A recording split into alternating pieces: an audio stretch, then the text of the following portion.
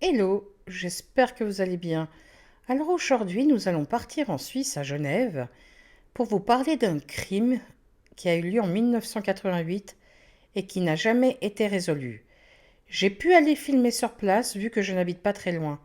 Alors installez-vous bien et c'est parti.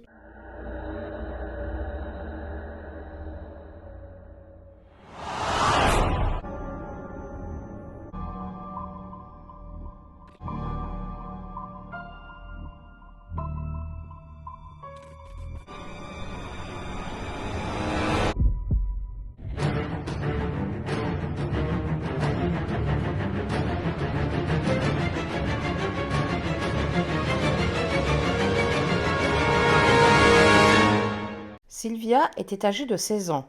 Elle était la troisième d'une fratrie de 5 enfants. Elle vivait à Zebras au Portugal avec ses parents et deux petits frères. Sa sœur aînée Armanda et son frère vivaient à Genève. Sylvia les rejoint fin août 1988. Elle va vivre chez sa sœur Armanda et le mari de Armanda dans le quartier de Saint-Jean. Sylvia n'avait pas d'autorisation de séjour et elle était obligée de travailler au noir chez un oncle dont elle gardait l'enfant à plein temps. C'était une adolescente sans problème. Elle était plutôt de nature réservée, paisible et qui aimait l'harmonie. Elle aimait aussi dessiner et écrire à ses trois meilleures amies qui étaient restées au Portugal. Elle ne laissait pas non plus les gens indifférents, car elle était plutôt jolie pour son âge. Elle avait d'ailleurs un petit ami qu'elle a rencontré quelque temps après son arrivée à Genève. Mais elle se sentait quelquefois harcelée par certains hommes. Le lundi 5 décembre 1988, Sylvia part chez son oncle garder son cousin de 2 ans toute la journée. À 20 heures, la jeune fille part de chez son oncle pour rentrer chez sa sœur Armanda. Mais elle n'y arrivera jamais. À 22 heures, Amanda s'inquiète de ne pas voir Sylvia rentrer, car normalement Sylvia rentre toujours aux alentours des 20h30. Ou quand elle est en retard, elle téléphone depuis une cabine téléphonique. Mais ce soir-là, rien. Le mari d'Armanda décide d'aller faire un tour dans le quartier de Saint-Jean pour voir s'il aperçoit Sylvia sur le trajet. Mais rien. Et malgré l'inquiétude, Armanda et son mari vont se coucher. Le lendemain, le mardi 6 décembre, Armanda va tout de même travailler, mais elle n'était pas bien et elle demande à son patron de quitter le travail plus tôt pour aller au poste de police signaler la disparition de sa sœur. Armanda et son mari vont au poste de police du boulevard Karl Vogt, qui est à 15 minutes à pied du quartier de Saint-Jean. Et après avoir signalé la disparition de Sylvia, Armanda et son mari rentrent à pied chez eux. Mais en arrivant en bas des falaises de Saint-Jean, ils voient une agitation inhabituelle. Il y a plusieurs policiers partout. Armanda s'avance et elle voit le corps de sa sœur inerte et à moitié dévêtue. Elle la reconnaît due à la veste qu'elle lui avait donnée. Les policiers savaient l'identité de Sylvia avant l'arrivée d'Armanda, car un peu plus tôt, un témoin qui donnait à manger aux oiseaux a remarqué qu'il y avait un sac dans le Rhône au pied d'un ponton qui était lesté avec une pierre dans une eau peu profonde. D'ailleurs, chose étrange, 4 pages de l'agenda de Sylvia ont été arrachées.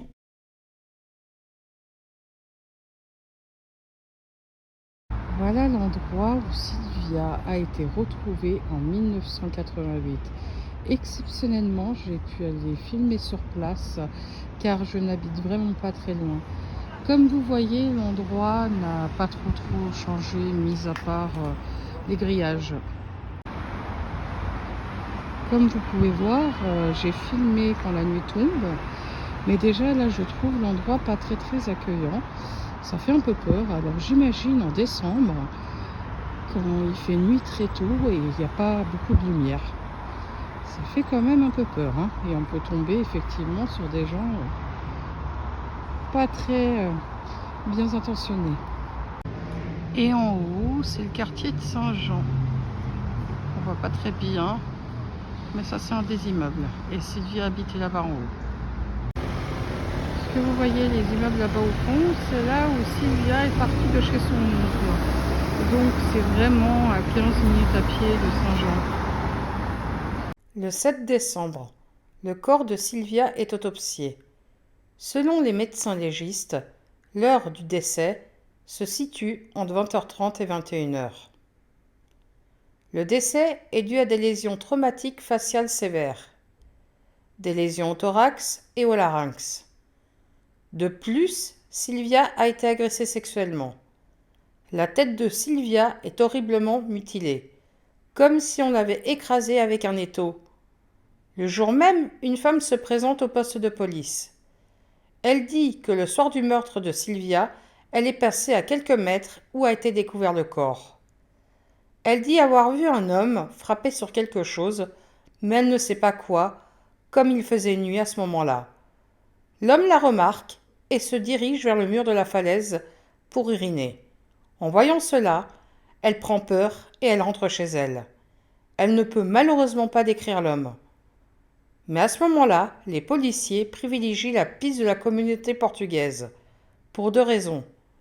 La première, c'est que Sylvia fréquentait que des personnes portugaises. Et la deuxième raison, quelques semaines avant le meurtre de Sylvia, une femme qui rentrait chez elle a été victime d'une tentative d'agression. La femme s'est débattue, et au moment où elle s'est mise à crier, l'homme l'a lâchée. La femme s'est enfuie en courant, et elle a porté plainte le lendemain. Elle a décrit l'homme comme étant portugais. Et fait étrange, cette agression s'est passée aussi un lundi, aux falaises de Saint-Jean. Les policiers enquêtent dans la famille de Sylvia. Très vite, un suspect apparaît, c'est le mari d'Armanda. Car lors d'une audition, il dit avoir eu des gestes déplacés envers Sylvia. Mais il est très vite enlevé de la liste des suspects, car son ADN ne correspondait pas. Les policiers s'intéressent ensuite au petit ami de Sylvia, car la veille de l'agression, ils ont passé l'après-midi ensemble à la fête foraine et à un bal. Le lendemain, ils se sont revus, quelques minutes avant que Sylvia soit assassinée. Mais il est très vite mis hors de cause, car il avait un alibi. L'ensemble de la communauté portugaise est auditionné. Leur ADN est aussi prélevé, mais ça donne rien. En plus, l'affaire est compliquée, car les enquêteurs sentent qu'il y a une réticence à répondre aux questions. Et pour rien arranger, ce qui complique l'affaire, c'est le départ des Portugais de Genève, juste avant Noël. Toutes ces personnes rentraient chez elles pour l'hiver et revenaient seulement au printemps, car ils avaient des contrats de saisonniers. L'enquête stagne et les années passent, sans nouvelles pistes ou de nouveaux témoignages. En 1995, une nouvelle équipe de policiers est désignée pour reprendre l'enquête à zéro. Selon eux, il y a deux hypothèses pour le meurtre de Sylvia. La première, c'est que ça serait quelqu'un dans la communauté portugaise. La deuxième, un prédateur sexuel ou un psychopathe. Les policiers se rendent aussi à Zebras au Portugal pour rencontrer la famille de Sylvia, mais surtout pour rencontrer un homme qu'ils avaient dans le viseur. Cet homme fait partie de la famille de Sylvia. Il avait séjourné à Genève, mais il était parti précipitamment après le meurtre de Sylvia. Cet homme a été dépeint comme quelqu'un de violent. Une fois devant la maison de l'homme, les policiers ont eu la mauvaise surprise d'apprendre que cet homme a fui le Portugal pour l'Afrique. Les policiers obtiennent un mandat d'arrêt et en 1996, l'homme est arrêté en Afrique et extradé à Genève. Une fois arrivé à Genève, comme tout semblait l'accuser, il est mis en prison et inculpé du meurtre et d'agression sexuelle de Sylvia. Mais malheureusement, son ADN ne correspondait pas. Il est donc disculpé. Quelques années plus tard, une nouvelle piste surgit. Une des trois amies avec qui correspondait Sylvia arrive au poste de police.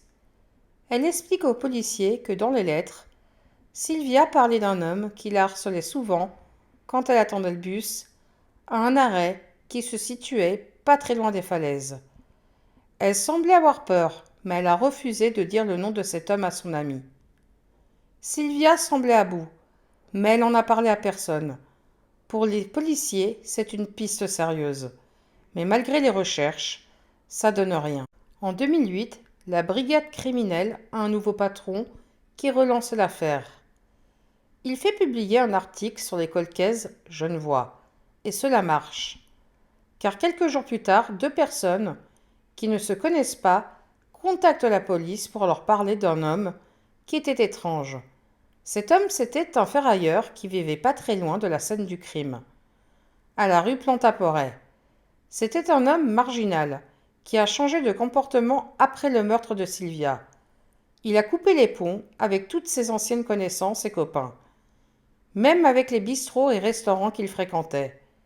L'homme est mort quelque temps avant d'un cancer, mais les enquêteurs récoltent quand même son ADN à l'hôpital. Mais malheureusement, les résultats sont négatifs. Suite à ce nouvel échec, les enquêteurs émettent alors l'hypothèse que l'homme qui a laissé son ADN sur la scène de crime n'était pas le meurtrier. Sylvia aurait pu avoir une relation sexuelle avec un homme, puis tuée par un autre. Cette hypothèse est étayée par l'autopsie qui a indiqué qu'il y a eu un rapport, mais impossible de confirmer si c'était consenti. Pour Armanda, c'est impossible qu'il y ait eu un rapport consenti, car elle ne voyait pas sa sœur faire ça dehors. Pour elle et sa famille, il y a eu une agression sexuelle, et celui qui l'a agressée l'a tuée. En se replongeant dans le dossier, les enquêteurs mettent aussi le doigt sur une lacune. L'ADN du petit ami de Sylvia n'a jamais été prélevé. Les enquêteurs retrouvent le jeune homme, prélèvent son ADN, mais il ne correspond pas non plus à l'ADN retrouvé sur la scène du crime. Il est donc mis hors de cause. Aujourd'hui, 34 ans après, l'affaire n'est toujours pas résolue. Il reste une certitude qui peut expliquer ça. L'enquête aurait mal commencé, car au début de la procédure, le dossier a été confié à la brigade des mœurs et pas à la crime. À l'époque, par pudeur, les policiers n'ont pas multiplié les photos du corps. Des détails ont peut-être pu échapper aux enquêteurs. Voilà, c'est ainsi que se finit cette triste histoire. J'espère qu'elle vous a plu. Moi, je vous dis à la prochaine pour une nouvelle vidéo. Bye bye.